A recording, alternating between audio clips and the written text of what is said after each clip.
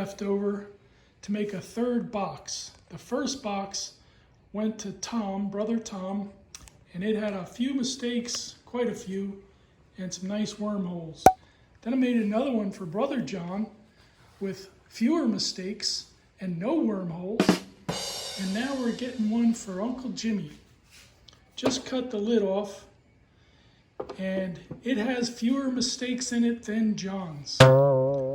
So what we're gonna do here in a little bit is we're gonna get this new and improved spline jig, and it's also set up to use this router bit, and it's a dovetail router bit.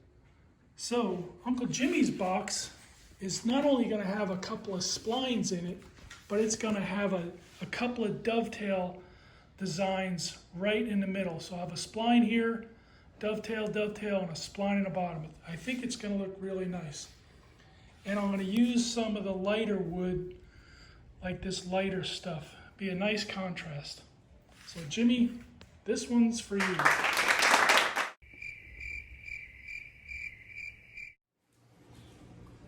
Okay, I had Jimmy's top here, and I put some blue painter's tape around these corners, so maybe it'll help keep the blade from blowing out the wood as it exits the blade. I have these two braces to keep it centered and secured over the center, over the blade. We'll see how this is going to look.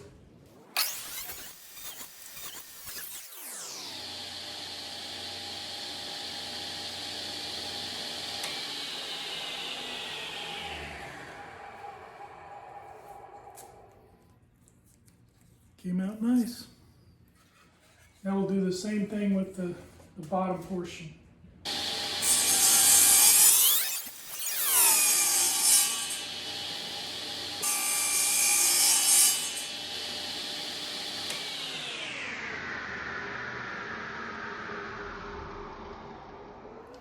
The nice thing about this jig upgrade is this rail that slides along this groove also lines up with this groove I routed in the other day. So I can take this and just slip it right in. That little rail fits right in this groove I put in. And now I could use this router bit to make the dovetails for the box. Now that I'm thinking about it, I think the two splines and maybe one dovetail would be enough. I thought it'd be nice to try to fit two, but I'm afraid it might be too much. And by the way, all these jigs and stuff compliments all those YouTubers out there that put all their time and effort into designing stuff like this, so us hackers can use it at will. Okay, I think I have it lined up so the spline is centered between these two splines. So let's see, first time for everything. Let's see. And the blue tape hopefully will make a cleaner cut. So I'm gonna reach under here, turn it on, and fire it up.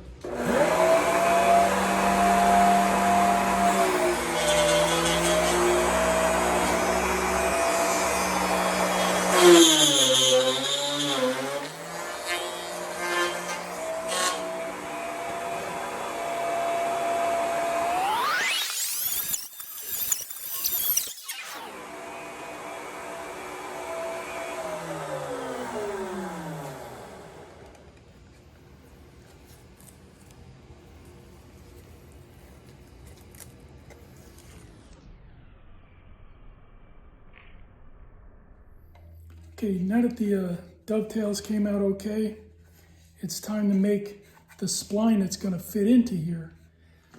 And basically I have the same wood I'm going to use, the poplar.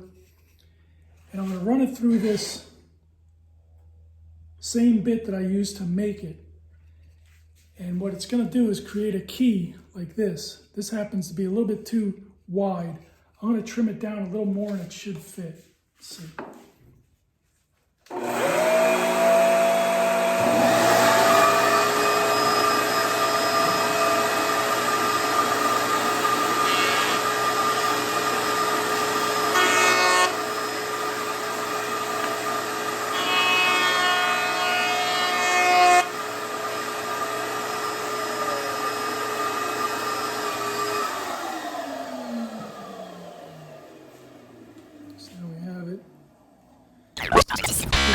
nice. So I'm going to cut this top portion off and cut these to fit, and I'll show you what it looks like in a minute. Okay, got all the splines cut up, fit like that, like this. Here's the new little key. It's going to fit right in here. Hopefully, glue that all up, sand them down, be a nice little corner.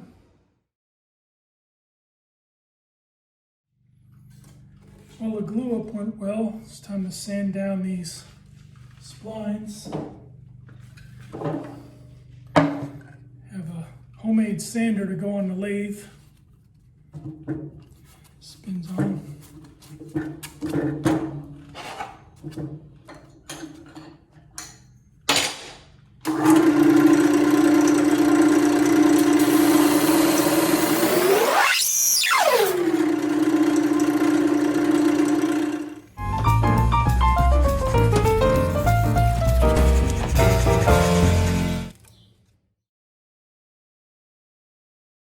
Okay, the sanding of those splines went pretty well. Now it's time for the hinges.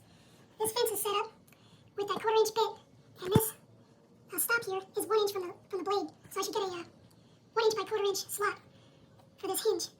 And that blade is raised 7/64 of an inch above the surface. Hopefully it comes out better than Tom's did. So we're ready to go. And looking at the top, we have to feed the back top right corner in, and then the back bottom left corner in. And then we switch all this stuff to the other side. So let's give this a go.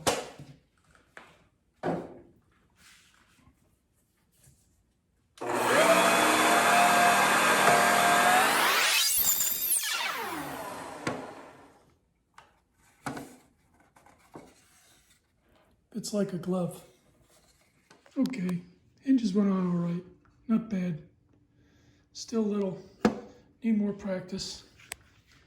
But anyway, there it is, and I'm gonna put a couple of coats of finish on there and be nice and shiny.